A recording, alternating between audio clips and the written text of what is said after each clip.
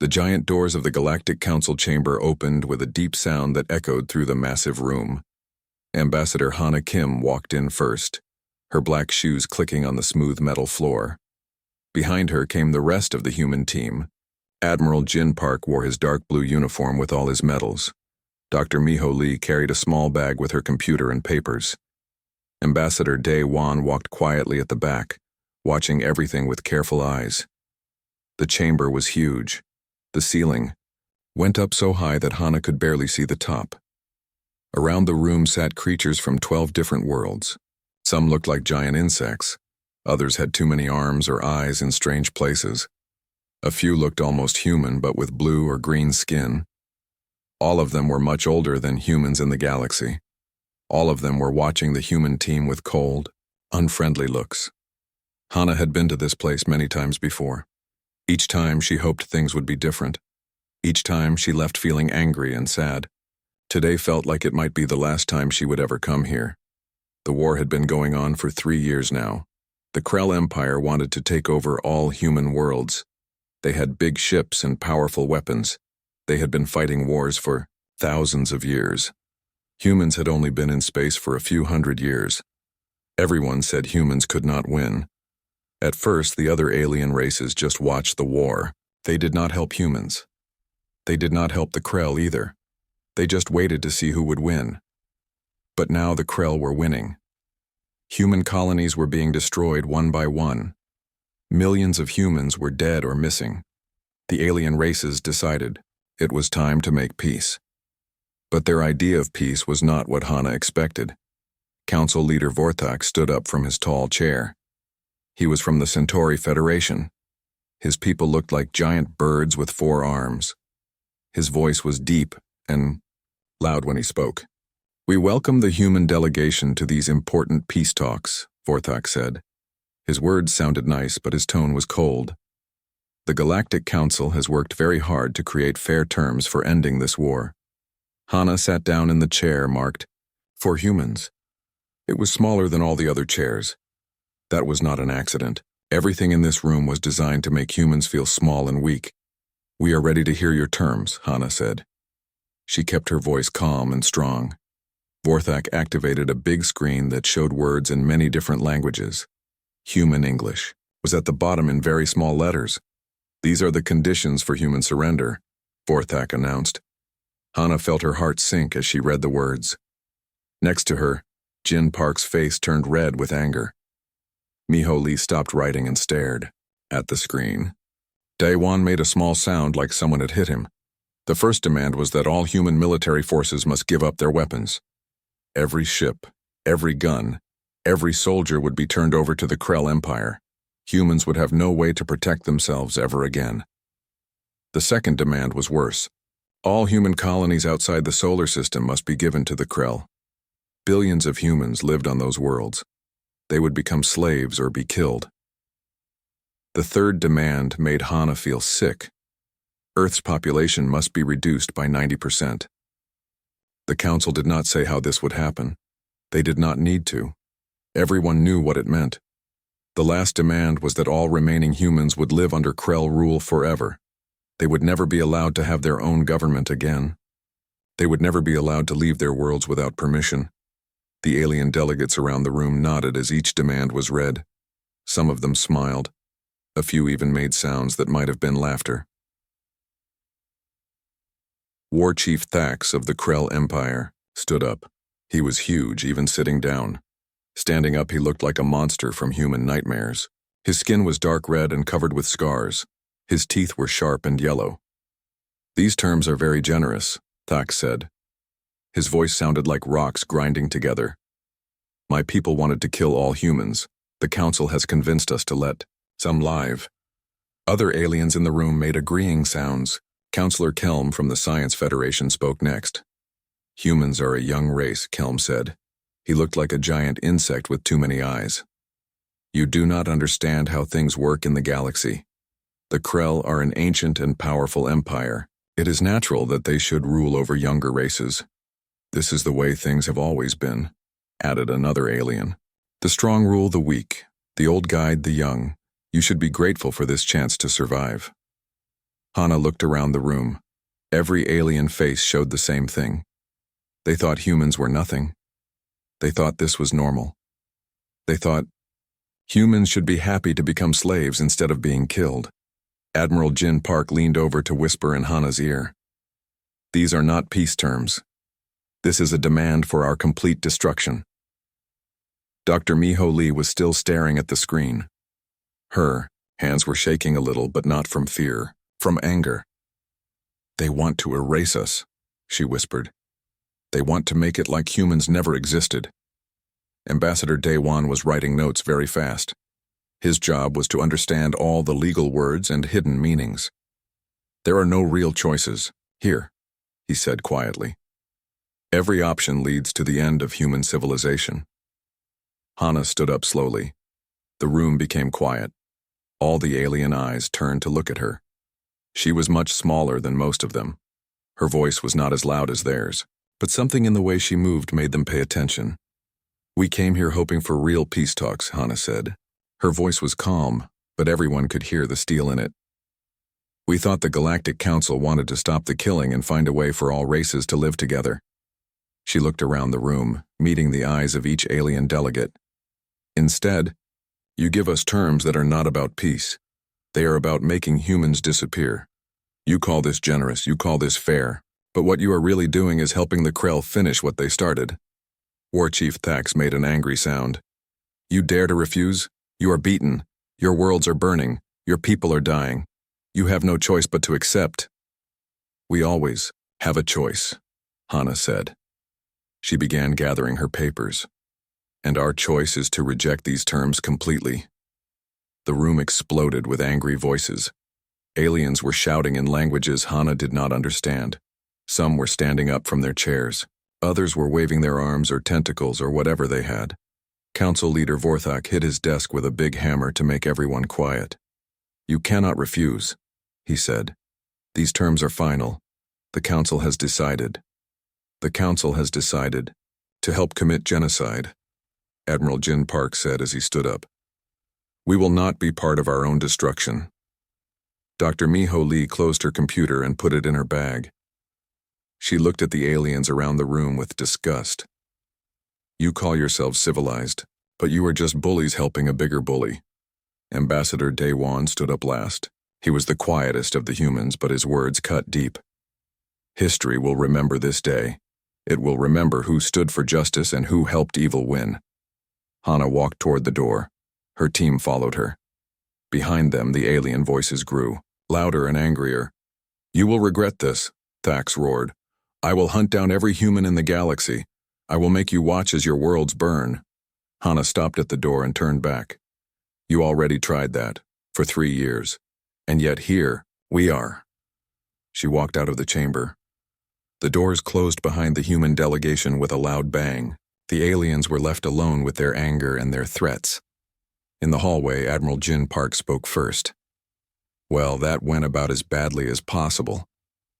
Actually, Dr. Miho Lee said with a small smile, I think it went exactly as we needed it. Hana looked at her with surprise. What do you mean? I got what I came for, Miho said, patting her bag. Now we can go home and show them what humans really are. The meeting room, deep inside Earth's military headquarters, was full of worried faces. General Tai Sung sat at the head of the long table. Around him were the most important people in human space. Admiral Yoon Soo commanded the space fleet. Colonel E.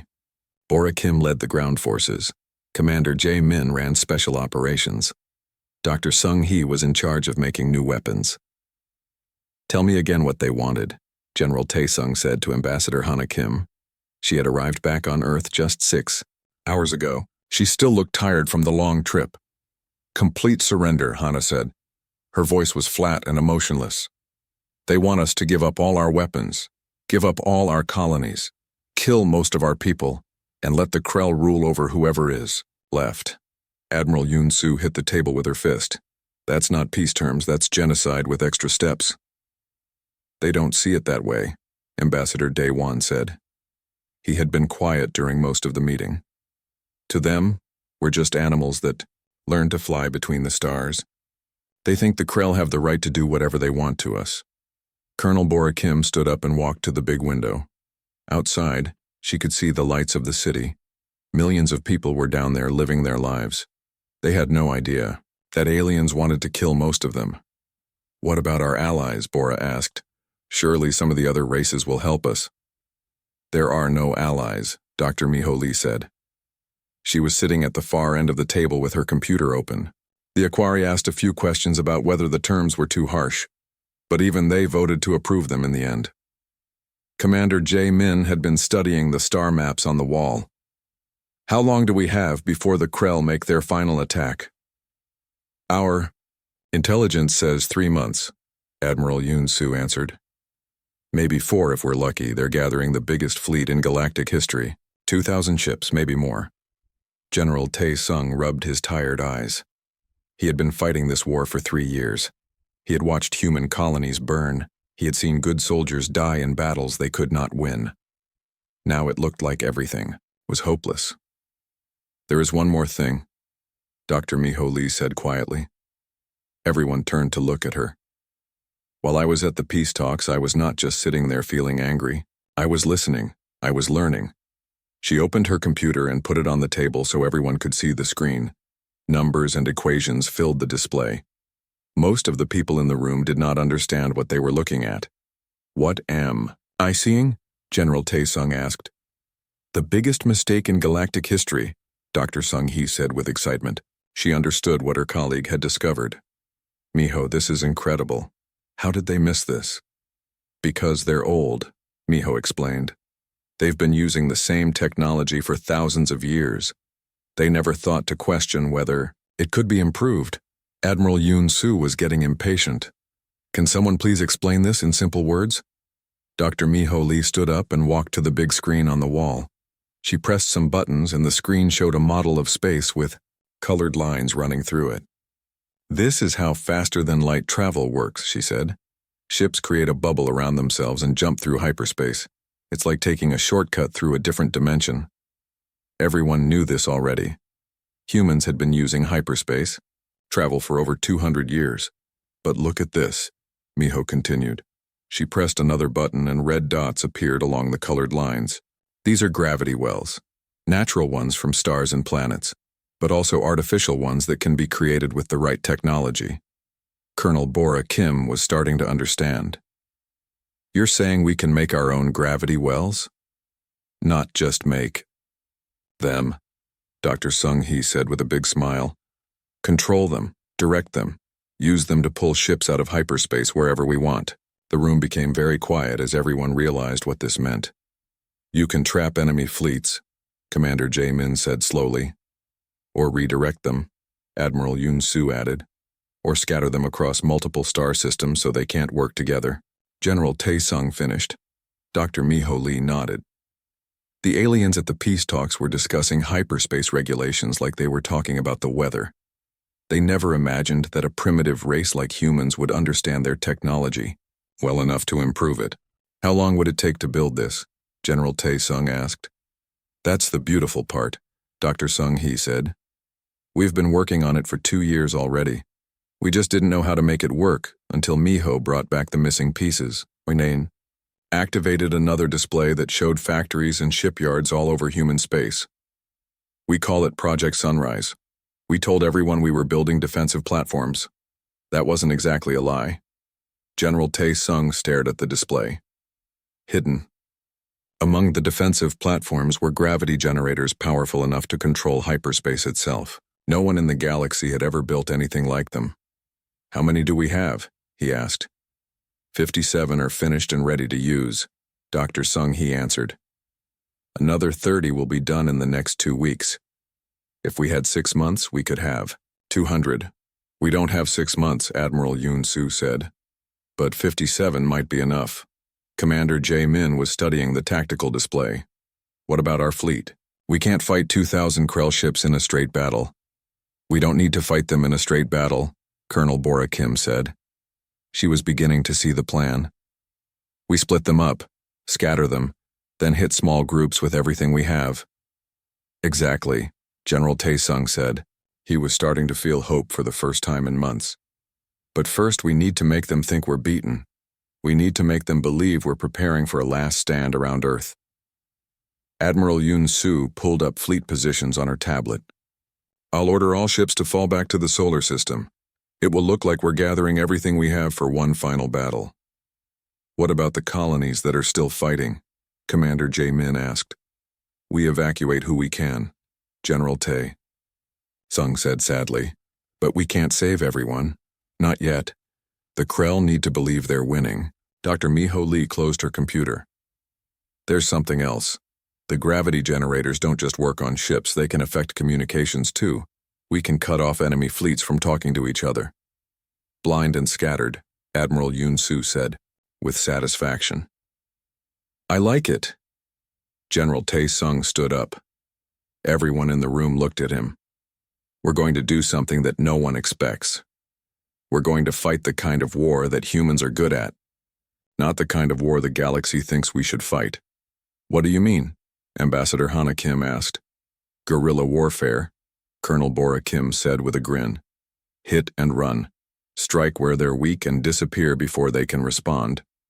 The galaxy thinks we're primitive because we're young, Commander Jae-min added. They think being young makes us weak, but being young also makes us flexible. Dr. Sung-hee was already making plans. I'll need to coordinate with all the gravity generator sites. This has to be perfectly timed. What about the Galactic Council? Ambassador Dae-won asked. What do we tell them? Nothing, General Tae-sung said. Let them think we're planning to surrender after all. Let them believe their threats worked. Admiral Yun Su was looking at the star charts again. The Krell will expect us to defend Earth directly.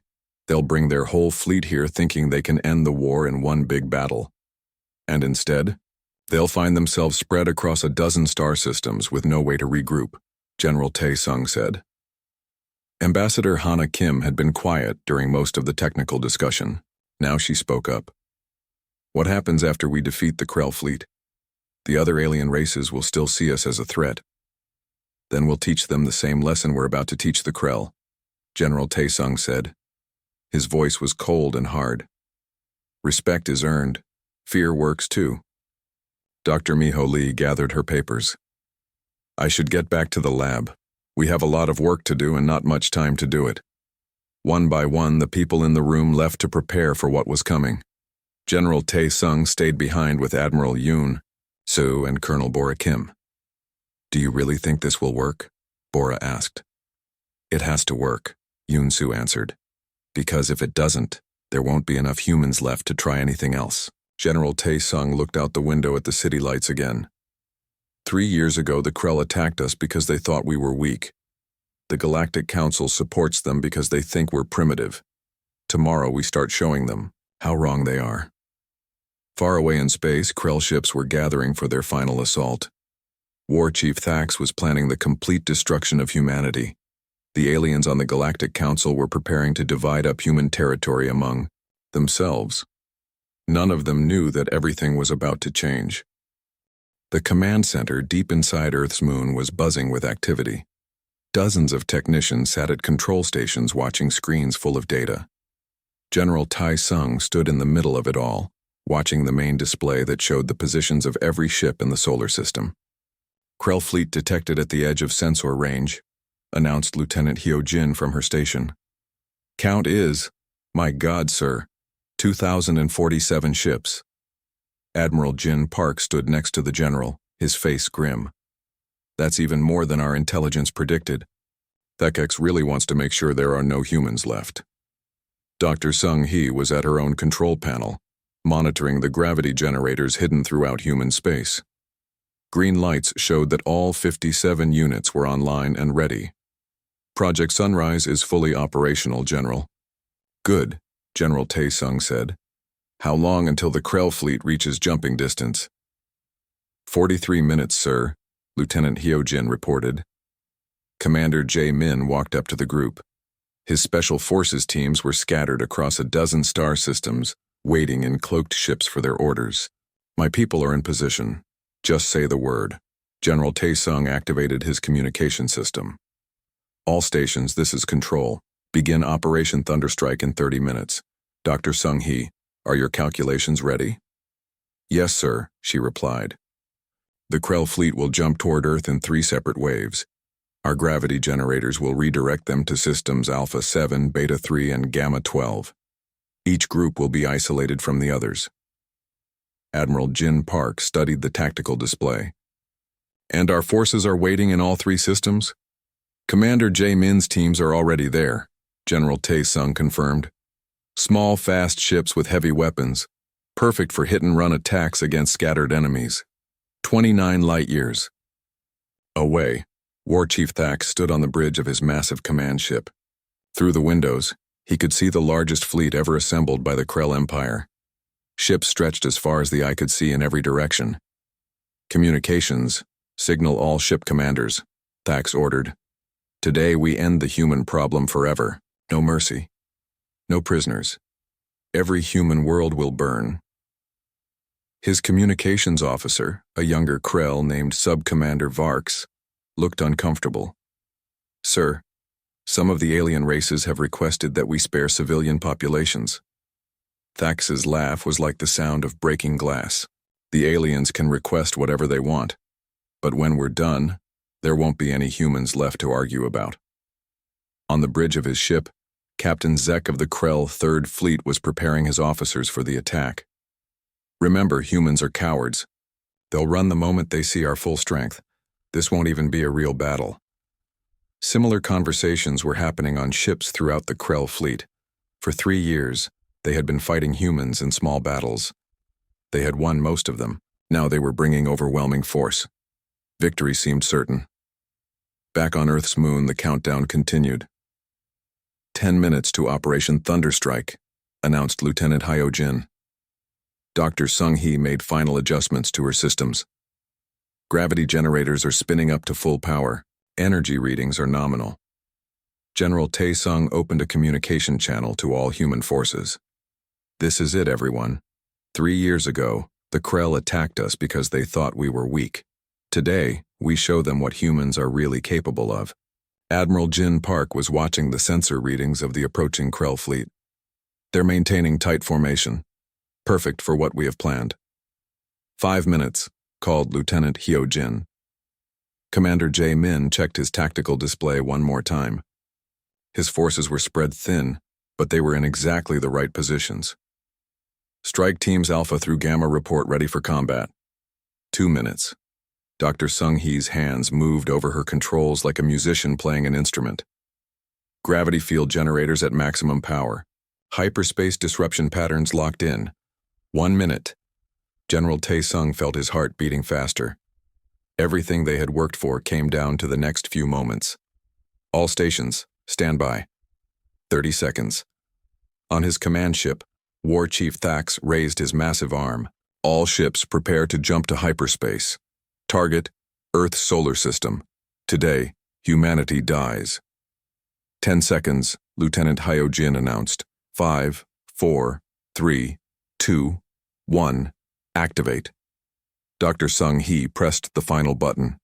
Across human space, 57 gravity generators came online at exactly the same moment. Invisible fields of twisted space-time reached out like giant hands. Light years away, the Krell fleet entered hyperspace. 2,000 ships disappeared into the strange dimension between dimensions. They expected to arrive at Earth in perfect formation, ready to destroy the human homeworld. Instead, something impossible happened. Captain Zek felt his ship shudder as it moved through hyperspace. That had never happened before. Navigation report. Sir, I'm reading massive gravity disturbances, his navigator reported with confusion. Something is pulling us off course. The same thing was happening throughout the Krell fleet. Ships that should have arrived together were being pulled apart by forces they didn't understand. The careful formation that War Chief Thax had planned was coming apart. On Earth's moon, Dr. Sung-hee watched her displays with satisfaction. Hyperspace redirection is working perfectly. The Krell fleet is being scattered across 3 different star systems. How far apart? General Tae-sung asked. Group Alpha is being pulled to a system 14 light-years from Earth. Group Beta is going to a system 18 light-years away. Group Gamma will arrive 22 light-years from here. Admiral Jin Park smiled for the first time in months. And none of them will be able to communicate with the others. They'll have no idea where they are or what happened to the rest of their fleet. War Chief Thax's command ship dropped out of hyperspace in a system he didn't recognize. Around him, only about 600 ships had arrived. The rest of his massive fleet was nowhere to be seen. "Where are we?" he roared at his navigation officer. I don't know, sir. This isn't the Sol system. The stars are all wrong. Communications, contact the rest of the fleet." "I'm trying, sir, but I can't reach anyone. It's like they don't exist." Thax stared at the unfamiliar stars with growing fear. In over 40 years of military service, nothing like this had ever happened. Fleets didn't just disappear. Hyperspace navigation was perfect. It had been perfect for thousands of years. But he didn't have time to think about it. His sensors detected small ships approaching fast. Human ships. Commander J. Min sat in the captain's chair of the human strike cruiser Defiance.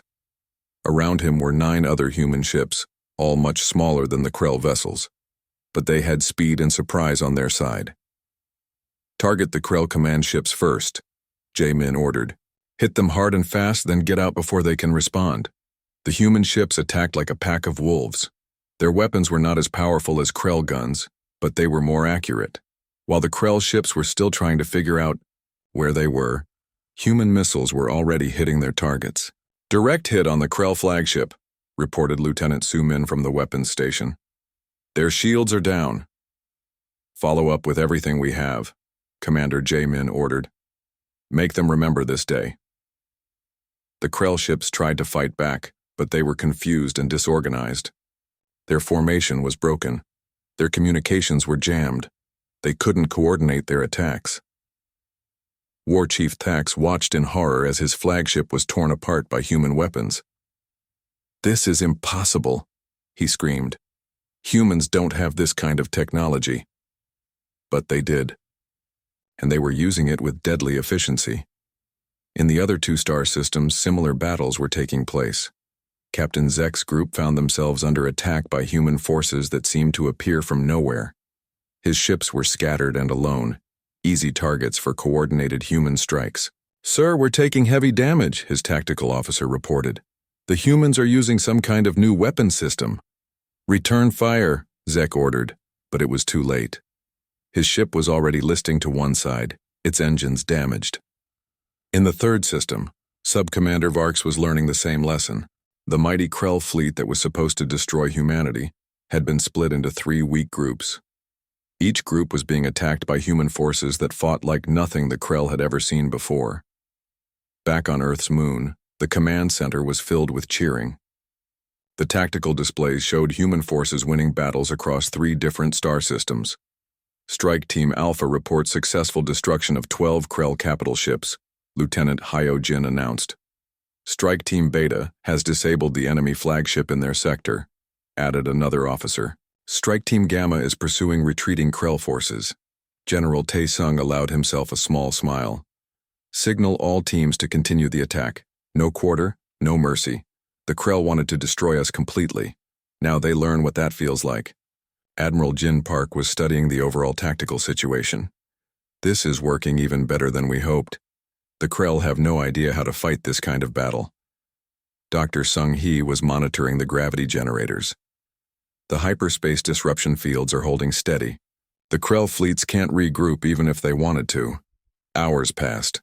The battles continued. One by one, Krell ships were destroyed or forced to surrender.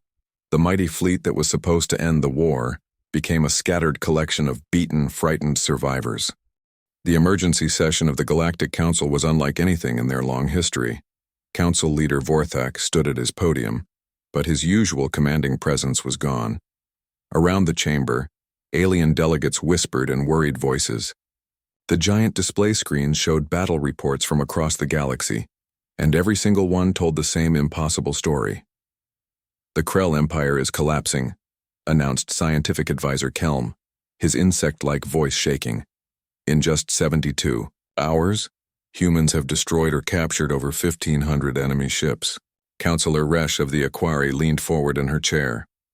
"How many human ships were lost in these battles?" "According to our intelligence sources, 17, Kelm replied. The chamber fell silent. The math was impossible to ignore. Humans had fought the largest fleet in galactic history, and one with losses so small they seemed like rounding errors. "This cannot be accurate," declared Counselor Thex of the hegemony.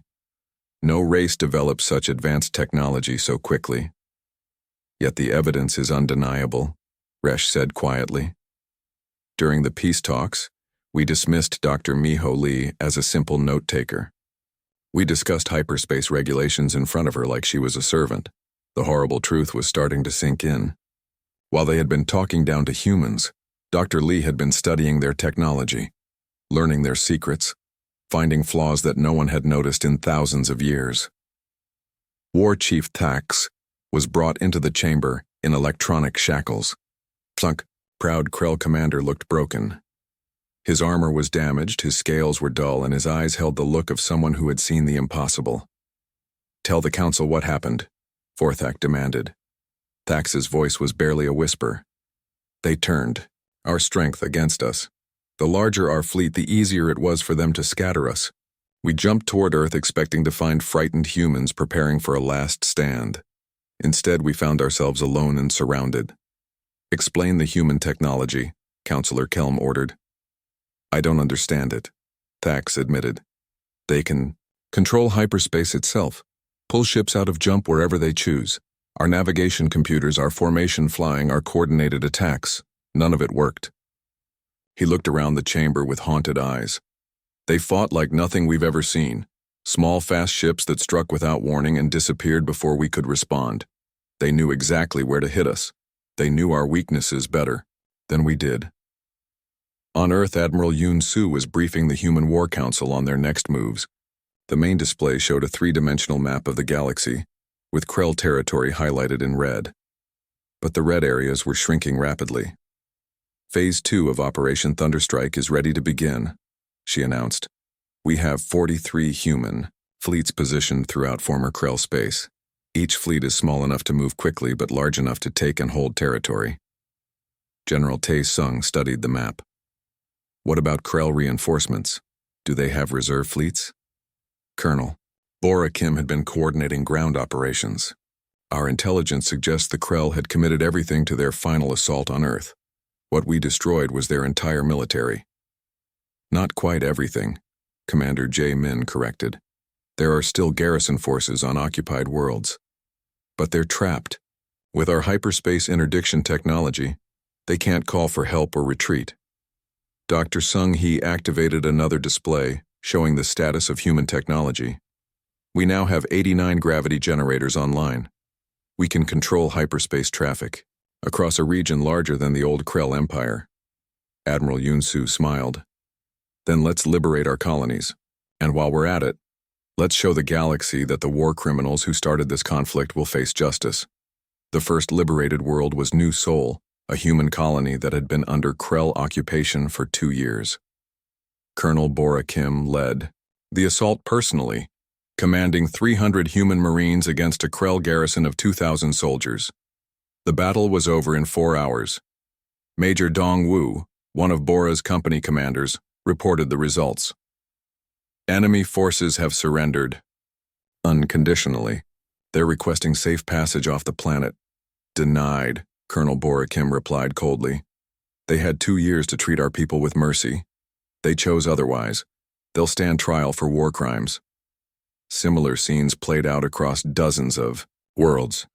Human fleets appeared without warning in Krell-controlled systems. The garrison forces, cut off from support and facing enemies who seemed to know their every move, surrendered rather than fight hopeless battles.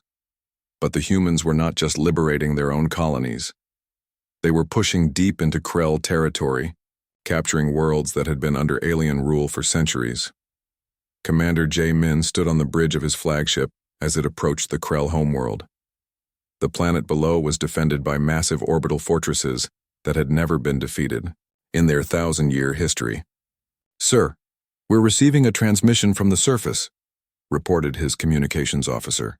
"Put it through." The face that appeared on the screen was that of an elderly Krell with ceremonial markings. "I am Elder Korax, speaking for the Krell. High Council. We wish to discuss terms for surrender." Commander J. Min's expression was stone. The time for terms was 3 years ago when you attacked our colonies. The time for terms was 3 months ago when you demanded our extinction. There are no terms now.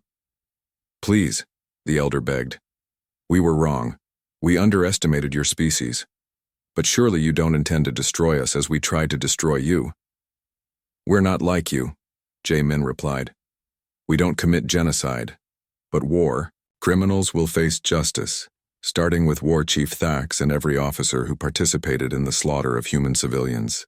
Back on Nexus Prime, the Galactic Council was struggling to understand how completely the situation had changed. Ambassador Hana Kim walked into the same chamber where she had been humiliated just months before. But this time, she was not alone. Behind her came Admiral Jin Park, now wearing the uniform of the Supreme Commander of Human Space Forces. Dr. Miho Lee carried herself with the confidence of someone who had revolutionized galactic warfare. Ambassador Day One reviewed legal documents that would reshape interstellar law. The chamber was the same, but everything else had changed. The alien delegates who had once looked down on humans now watched them with fear and uncertainty. Ambassador Kim, Council Leader Vorthak said with forced politeness, the Council is pleased to welcome you back. We hope we can discuss the current situation and find a peaceful resolution. Hana looked around the chamber, meeting the eyes of each alien delegate. Some tried to look defiant. Others couldn't meet her gaze at all. The situation is quite simple, she said. The Krell Empire no longer exists. Their military is destroyed, their leaders are in human custody. Their worlds are under human control. But surely, Counselor Kelm interrupted, you don't intend to rule over the Krell people permanently? That would make you no better than they were. Admiral Jin Park stepped forward. The Krell will be allowed to govern themselves, eventually, after they've proven they can live peacefully with their neighbors, after war criminals have been tried and punished, after reparations have been paid to the families of their victims. Reparations? Counselor Thex asked with alarm. Dr. Miho Lee activated a holographic display that showed the destruction caused by 3 years of war.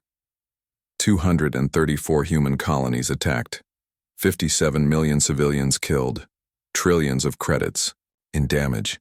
Yes, reparations. Ambassador Day One opened his legal documents. The Galactic Council will also face some changes. The old system that allowed powerful empires to prey on younger races is over. You cannot simply rewrite galactic law, protested another alien delegate. Watch us, Admiral Jin Park said simply. Counselor Resh of the Aquari had been quiet during most of the discussion. Now she spoke up. What do humans want from the Council?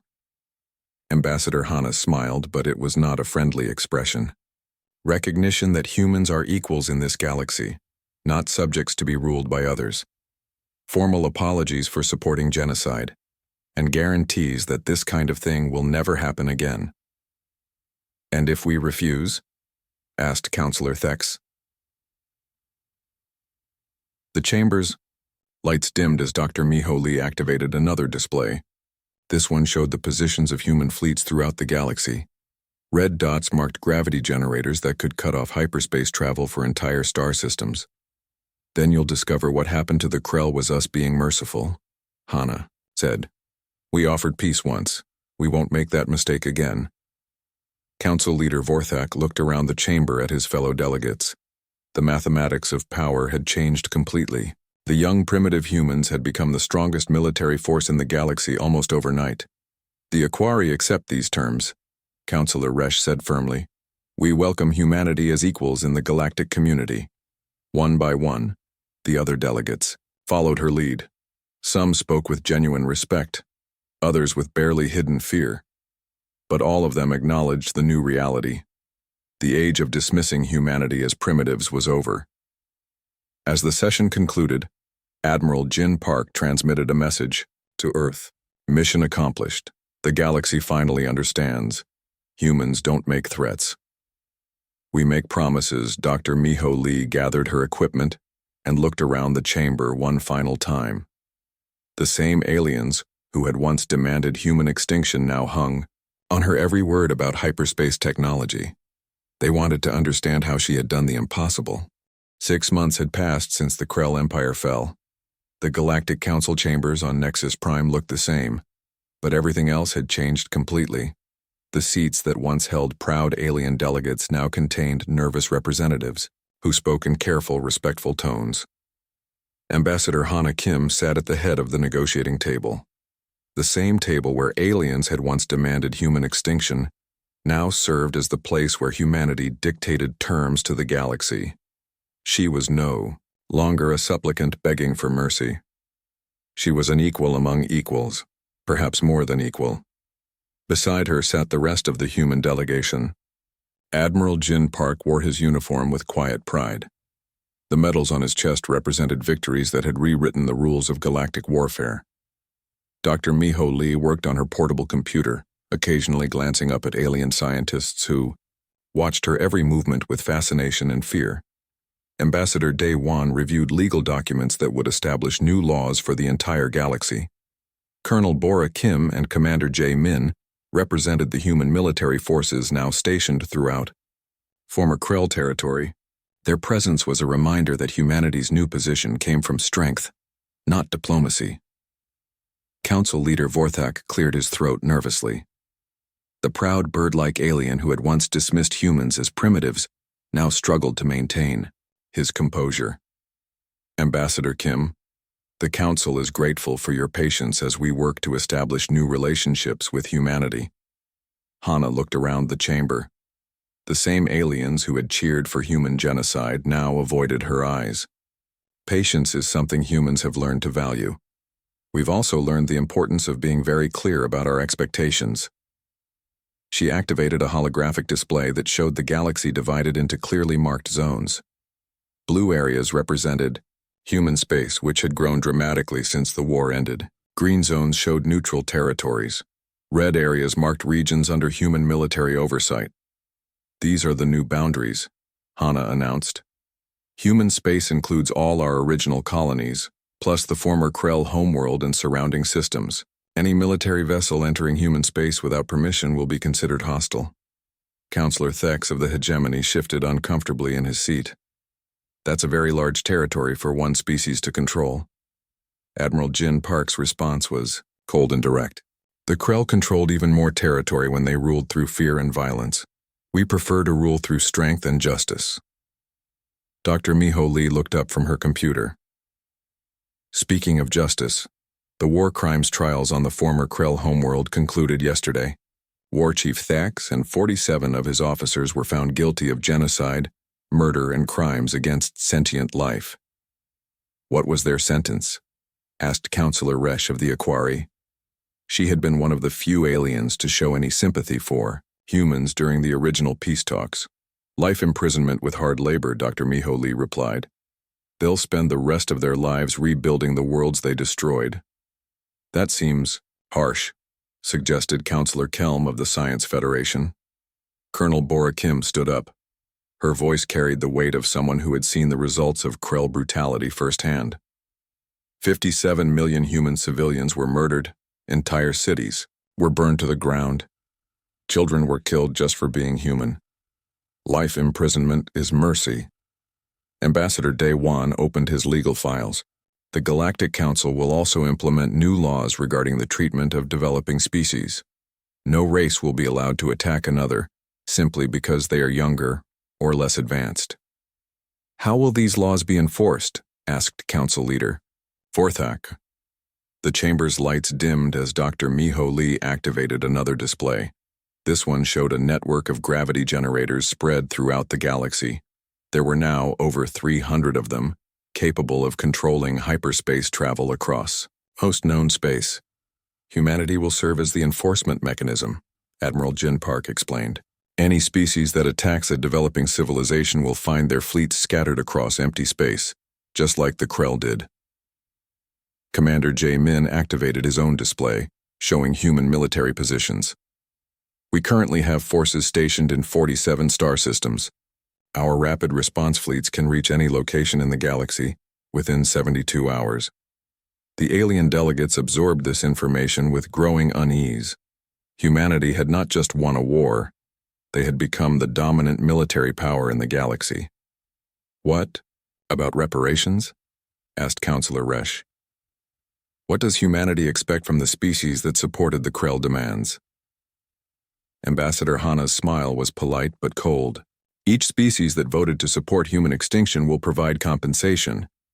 The amount depends on how enthusiastically they supported genocide. She activated another display showing a list of alien civilizations and the amounts they owed. Some numbers were manageable, others were staggering. The hegemony owes 2 trillion credits, Hana announced. The Science Federation owes 800 billion. The Centauri Federation owes 1.5 trillion. Counselor Thex's face turned an odd purple color. Those amounts are impossible. They would bankrupt our economies. Then you should have thought of that before you cheered for our destruction, Admiral Jin Park said without sympathy. Payment plans are available. The debt will be forgiven after 100 years, assuming good behavior. Dr. Miho Lee looked up from her computer again. There is another option.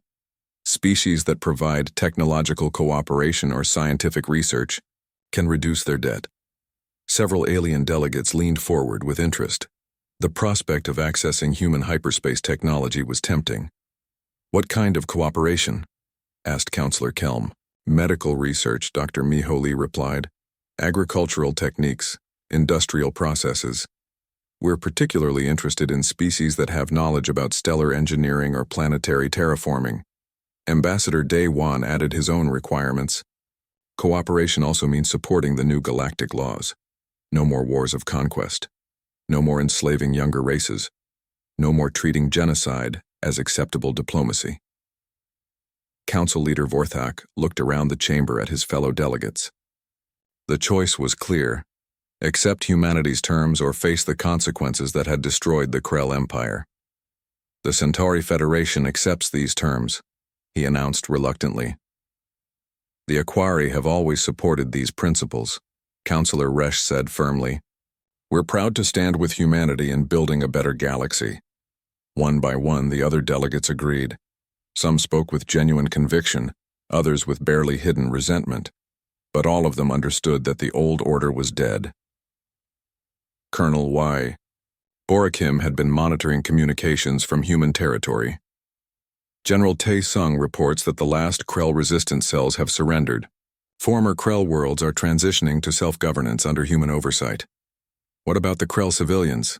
Asked Counselor Resch. They're learning to live in a galaxy where might doesn't make right, Commander Jae Min replied. It's a difficult adjustment for a species that ruled through force for thousands of years. Dr. Miho Lee saved her work and closed her computer. The galaxy is changing. Younger species that were once afraid to leave their home systems are beginning to explore space. They know that humanity will protect them from predators. Ambassador Hana stood up, signaling that the formal session was ending. This meeting is adjourned. The new treaties will be distributed to all council members for final ratification. As the alien delegates filed out of the chamber, many of them cast nervous glances at the human delegation. The balance of power had shifted so completely that some of them still couldn't believe it was real. Ambassador Day Wan gathered his legal documents. Do you think they'll honor these agreements? They will, Admiral Jin Park said with confidence. Because they know what happens to species that break their word to humanity. Colonel Borakim was already planning the next phase of human expansion. What about the unexplored regions beyond Krell space? There could be other empires out there, like the Krell. Then they'll learn the same lesson, Commander Jae Min replied. The galaxy is big enough for everyone, but it's not big enough for bullies. Dr. Miho Lee reopened her computer to check on the gravity generator network. The beauty of our technology is that it grows stronger as we expand. Every new system we establish makes the entire network more powerful. Ambassador Hana looked out the chamber's massive windows at the space around Nexus Prime. Human ships patrolled the trade routes, ensuring safe passage for all peaceful vessels. The sight would have been impossible just months ago. General Tai Sung is right, she said.